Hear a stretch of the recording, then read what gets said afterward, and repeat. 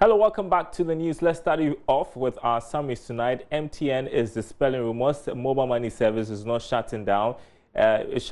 Plus, billionaire Jack Ma steps down as Alibaba chairman. Details next.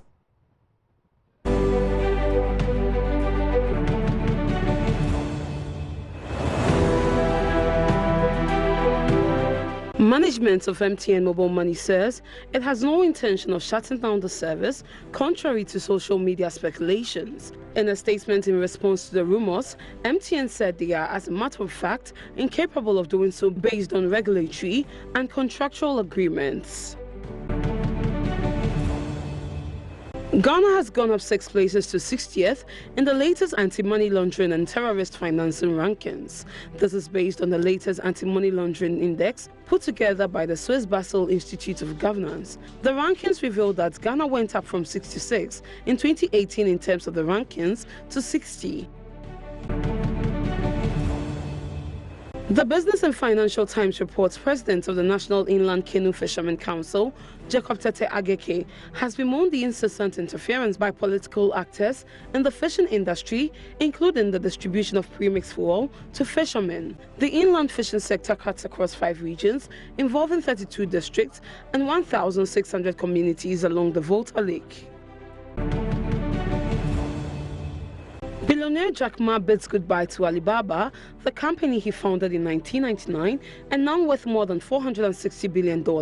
Jack Ma will leave his position as chairman of the board on September 10 on the occasion of his 55th birthday. Nissan Chief Executive Hiroto Saikawa will step down next week as the car maker grapples with an executive pay scandal. The announcement followed a meeting of the car makers board on Monday. Earlier, Mr. Saikawa told Japanese media he was keen to pass the torch when asked if he was preparing to resign.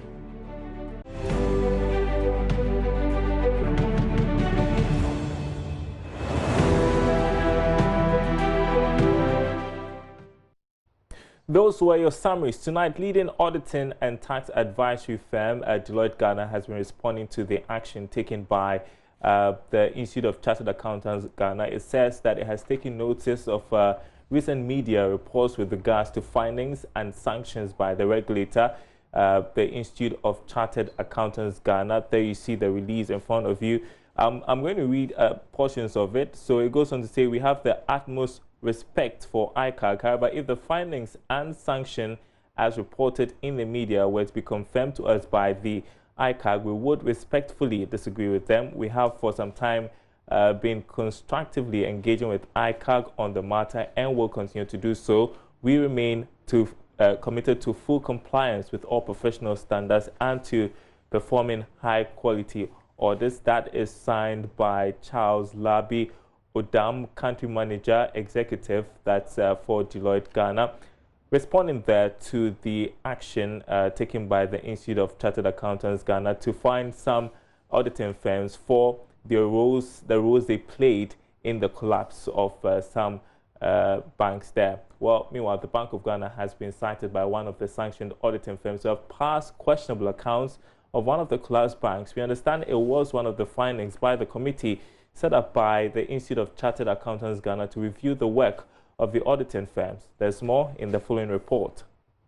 Based on the submissions by accounting firm PKF, which worked on Capital Bank's accounts in 2015, it was established that its inability to do a proper job on the bank's financial accounts was based on the Bank of Ghana's interference. For instance, PKF stated its inability to issue a qualified opinion was based on discussions they had with the regulator. However, this engagement with the Bank of Ghana, it failed to provide adequate documentations to support PKF's claim because under the accounting practice, such developments must be captured.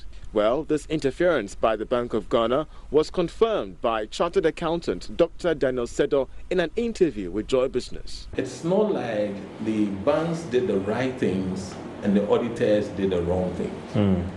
For most of these cases we've all read about, the banks themselves misconducted themselves and some of them tried to get the auditors to give them clean bill of health. And in some instances, with the support of the regulator.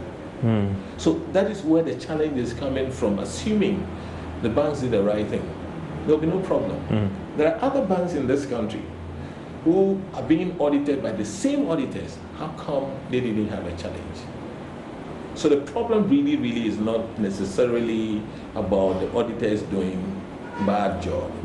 Yes, the problem for me is coming from the directors of the financial institutions we have. Industry watchers have argued that these developments have shown that it might not be fair to only sanction these accounting firms and commercial banks for the challenges in the financial space, but persons at the Bank of Ghana that might have contributed to these financial sector challenges must not be excused, but rather sanctioned. Well, meanwhile, the Institute of Chartered Accountants Ghana is insisting that the 4 auditing firms were sanctioned over failure to abide by professional standards and not for the collapse of the 7 banks. Council member for the association, Augustine Ado, told Joy Business this in an interview.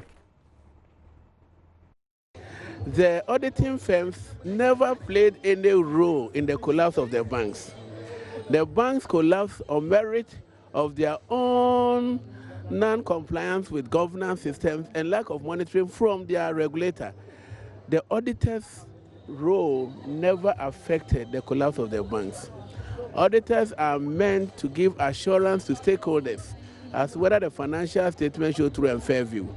When we did examination of the work the auditors actually carried out, what we established was that, as I've already said, their role never compromised the running of the banks. But we are giving them these sanctions or penalties to pay because we realize that in some aspect of their audit work, they did not comply with international standards and auditing. And we believe in that work that if any auditor carries out audit work, the work should be in compliance with international standards and auditing. At points in time, we saw that there were some few infractions, but of course, they never contributed to the demise of the banks. Auditors audit historical issues.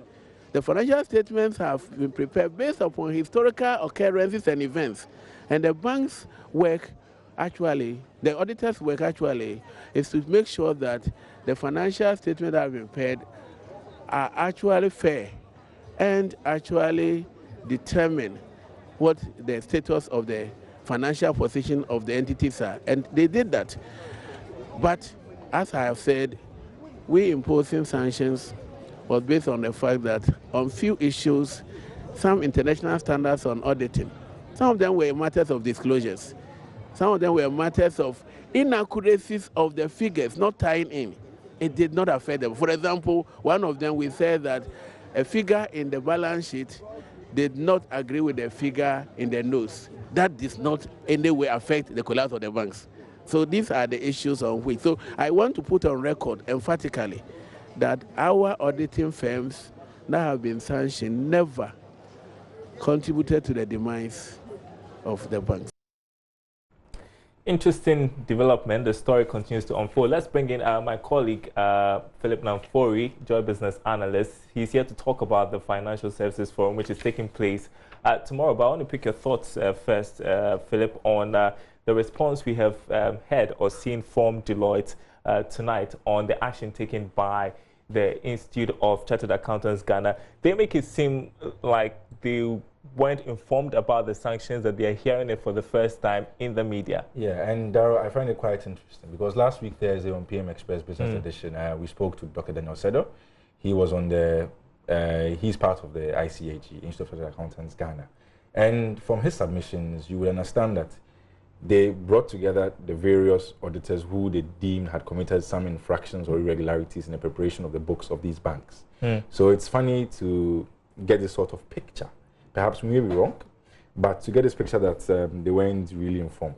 But you know, in this whole financial sector discussion, everyone that has been brought up for some wrongdoing has also come out in more cases to more or less oppose what the regulator or whatever You think that's what Deloitte is up to, that they have some reservations about the action taken and that they may want to challenge the fine imposed on them? Darrow, it's within their right to do this. If they take it up with the ICAG and there's nothing that the ICG feels can be done about it, I'm sure there's a court, because we've seen it with the banking sector issues where people have gone to courts to protest certain things they feel were done to them. So looking at this, ICAG, their regulator, coming out saying this, an institution under the jurisdiction of the ICAG also coming out to say this, it gets a bit funny. But I think as the days go by, we would see more clearly what the picture is with regards to this. And you can understand why Deloitte want to challenge this, because their reputation is at stake. And I mean, they are not a small auditing firm. And you know, I know Tue Champon on the same show last week shared with us several examples of institutions, some of these auditing firms, the big ones, in other parts of the world, in UK, which have been fined several times for a number of infractions. So yes, reputational issues are at play here, but I think we should see what will happen, what will come out from the ICAG. I hope they will respond to this, come and give us some more information, because if your regulator had said something, it's like when you're in school, if your headmaster says something, you keep it you keep quiet. That's we are seeing that these firms are challenging what their regulators have had to say about their actions. And it's interesting we're having this conversation around the time we are holding the Joy Business Financial Services Forum, because everything looks messy at this point. And the thing for the event is a financial services cleanup or sector cleanup. Now what? What does the future look like? Because it looks very messy at this point. Yeah, at this point, Darrell, I would regretfully agree with you that things look a bit messy. Confidence, when you talk to people, I was talking to someone on WhatsApp today, and she has no confidence. This was somebody who was even working in a financial institution. She thinks things have gone a bit astray, if I can put it that way. So what we expect from tomorrow's discussion is the pathway, a possible and sustainable trajectory as to how we are heading with the financial sector. We've had a lot of reforms in the banking, in the insurance, in the pensions, in the securities, particularly in the banking and the securities. And the banking sector holds 85% of the entire financial system's assets, 85% and above. So what happened there, is it that it sent a cascading effect to the other ones, or due to that, there were some deficiencies that were exposed as a result? So we want to find out if indeed what happened in the banking sector. Yes, we're always saying that there's a nexus between all of them. But apart from that, the future, Darrow, especially for the people, you and I, the depositors, how are these regulators going to ensure that we have confidence in the work they are doing in the entire system? And two, the issue of regulation. And like I was saying on Marketplace at 1 o'clock earlier on with Emmanuel Abajewiafe, how do we ensure that these institutions stand the test of time?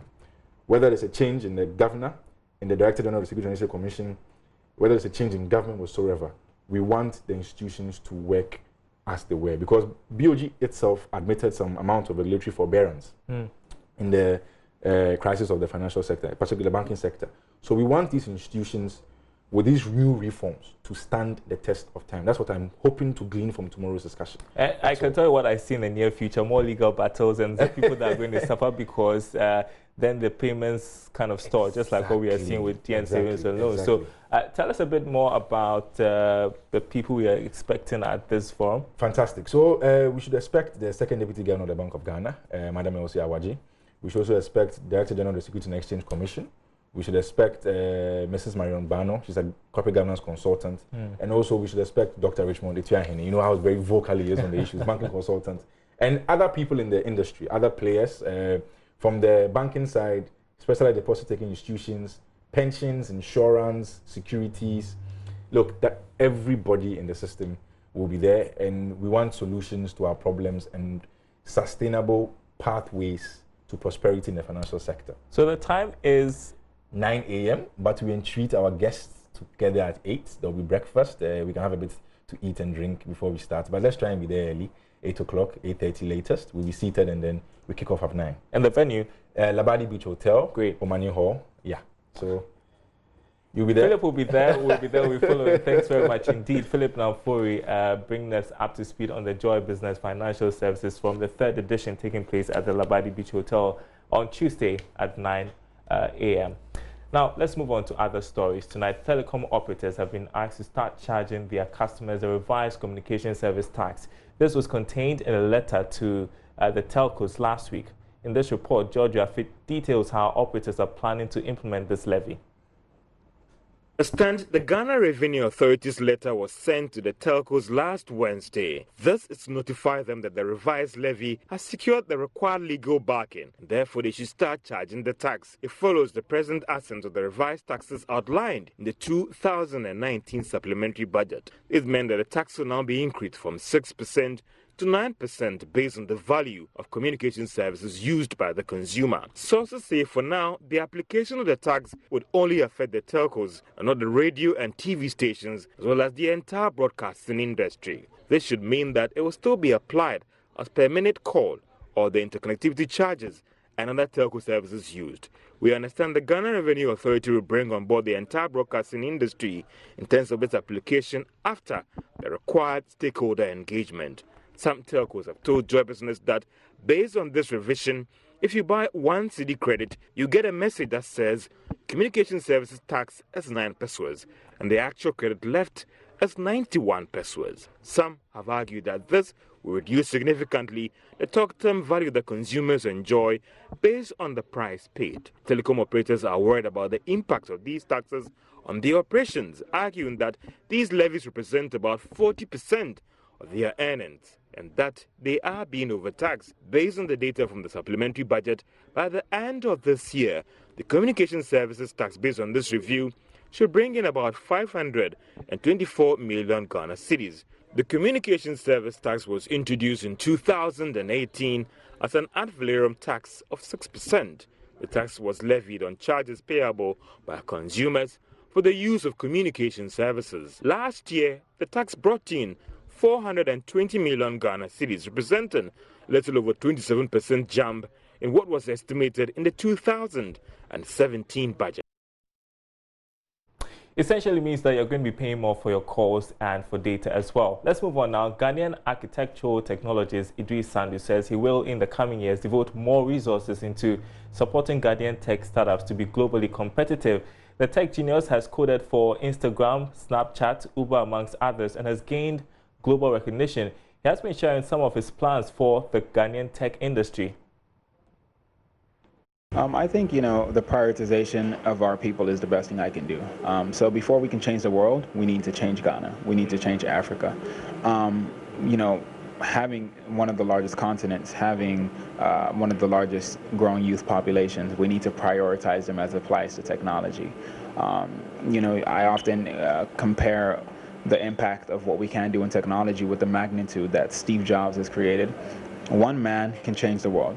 One man, now everyone has an iPhone or everyone uses an Apple product. So just imagine if we can create 3 or 4 Steve Jobses for Africa, of Ghana, to be able to really elevate us to a whole nother level. Every financial problem we've ever had, every informative problem we've ever had can be solved through technology. Okay, so in terms of targeting underprivileged communities, are there specifics that you are hoping to tackle? Within Ghana? Yeah. I don't think it's really a specific thing. I'm really going to focus on Accra currently right now.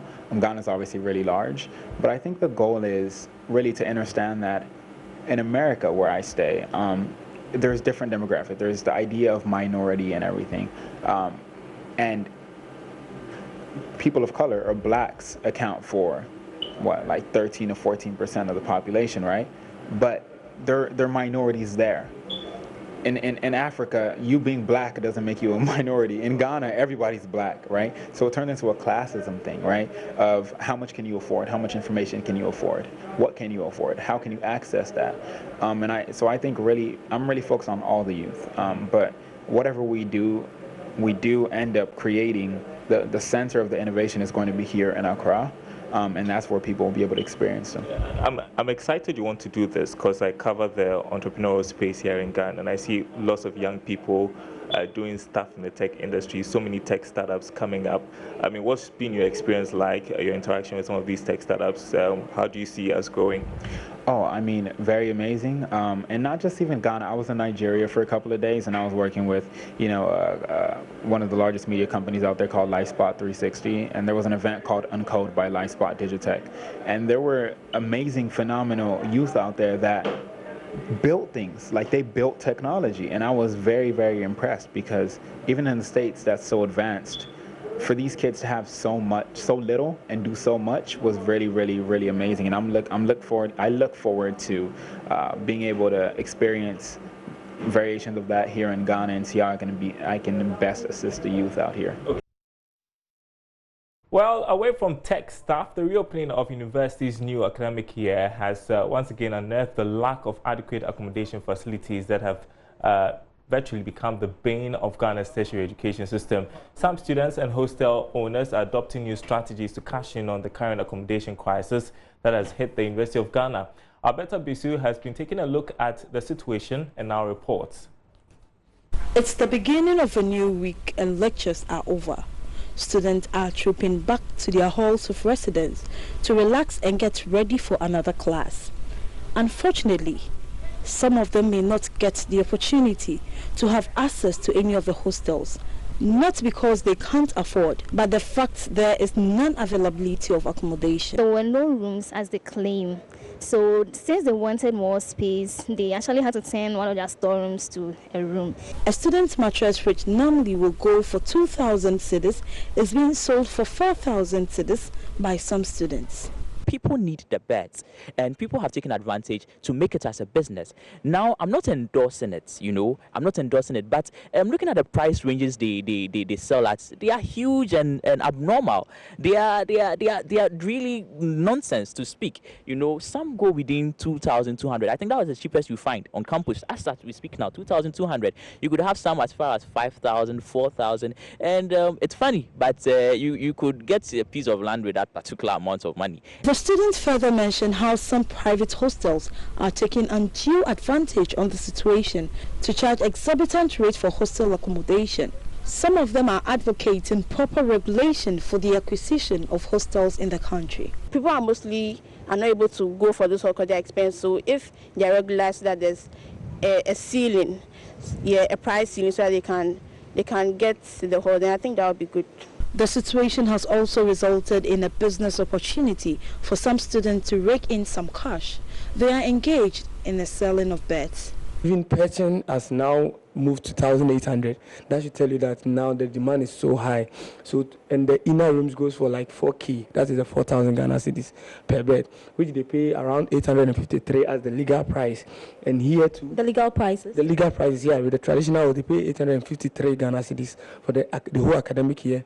And with the dashboard horse, the continuous student pay 1,790, and the freshers pay 2,200 and some and 30 something.